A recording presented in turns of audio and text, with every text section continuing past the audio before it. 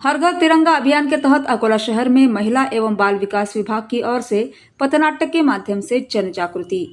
केंद्र एवं राज्य शासन के निर्देशानुसार 9 अगस्त 2026 से 17 अगस्त 2026 तक हर घर तिरंगा अभियान चलाया जा रहा है।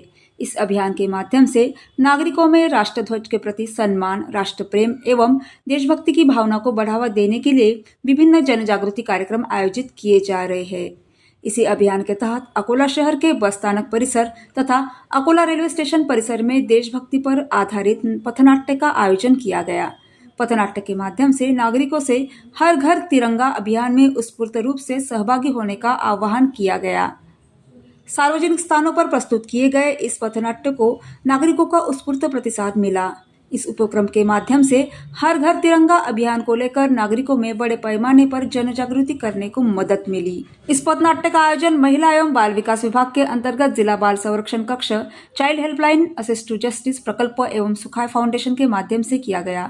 इस जन जागृति अभियान के लिए अधिवक्ता संजय सेंगर, पूर्व सदस्य, महाराष्ट्र राज्य बाल अधिकार संरक्षण आयोग मुंबई, जिला महिला एवं बाल विकास अधिकारी लक्ष्मण हगवणे, रेलवे जीआरपी बल के पुलिस निरीक्षक दौंड साहेब, राजेश देशमुख, सदस्य बाल कल्याण समिति राजू लाडुलकर, जिला बाल संरक्षण अधिकारी शिवराज खंडालकर, अधीक्षक सूर्योदय बालगृह सुनील लाडुलकर, सुनील सरकटे, सचिन घाटे, सतीश राठोड, हर्षाली गजभिये, शरयुत तलेगावकर, पद्माकर सदाशिव, रोहित भाकरे, वैभव भदे, राजेश मनवर, शंकर वाघमारे, सौ पूजा मनवर, सौ पूजा पवार, कुमारी प्रिया इंगले, सौ स्वाति इंगले सहित अन्य अधिकारियों एवं सहयोगों का महत्वपूर्ण सहयोग प्राप्त हुआ।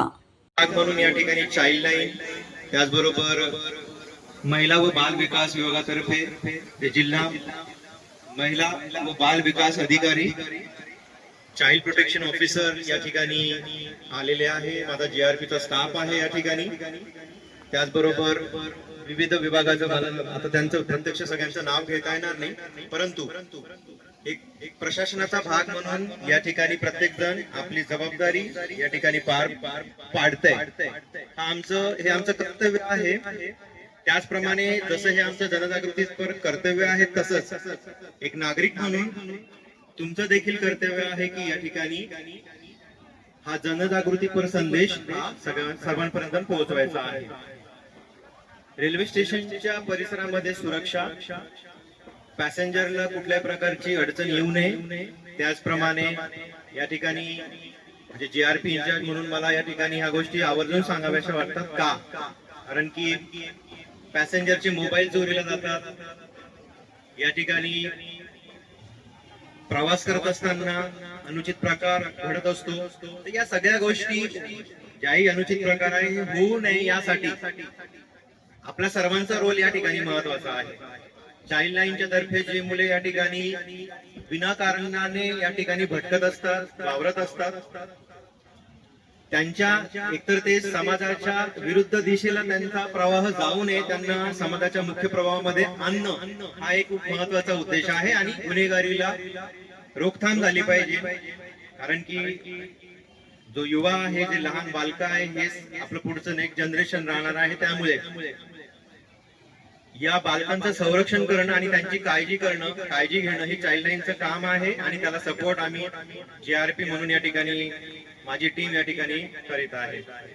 हर घर तिरंगा या मोहीम अंतर्गत आज जो या ठिकाणी संदेश आपण सर्व महिलांनी जो या ठिकाणी दिलेला आहे, हा नक्कीच वखण्याजोगा आहे। यामध्ये आपल्याला रिस्पेक्ट करायचा आहे। तिन्ही कलरचं या ठिकाणी त्यांनी इम्पॉर्टन्स सांगितलेलं आहे। माणसाच्या आयुष्यामध्ये ज्याप्रमाणे इंद्रधनुष्याचे रंग असतात, त्याप्रमाणे आयुष्यामध्ये सुद्धा सुंदर महत्वाचे आपल्या आयुष्यातले काही आठवणी असतात, मोमेंट असतात। त्या मोमेंट आपल्याला एन्जॉय करायचे असतात।